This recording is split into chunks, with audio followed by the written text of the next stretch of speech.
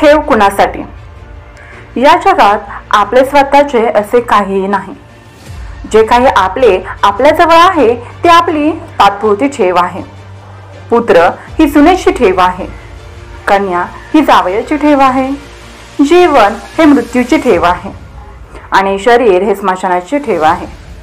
एक दिवस प्रत्येकाला दिसेल की तुमचा मुलगा सुनेचा होईल, मुलीला जावई घेऊन जाईल. जीवन हे मृत्यूला शरण जाईल आणि शरीर स्मशानातल्या राखेत मिसळेल. जीवनाचा सर्वात मोठा गुरु काळ असतो, कारण काळ जे शिकवतो ते कोणी शिकवत नाही. तेव्हा ठेव ही ठेव म्हणूनच सांभाळा. तिच्यावर मालकी हक्क गाजवू नका. आपण कितीही हुशार असाल तरी आपण माणसासाठी कसे वागावे हे जर माहीत नसेल तर तुमच्या हुशारीचा काहीच उपयोग नाही. समाधान म्हणजे एक प्रकारचे वैभव असून ती अंतःकरणाची संपत्ती आहे. ज्याला ही संपत्ती सापडते तो खरा सुखी होतो. दुसऱ्याचं हिसकावून खाणाऱ्याचं पोट कधीच भरत नाही आणि वाटून खाणारा कधी उपाशी मरत नाही.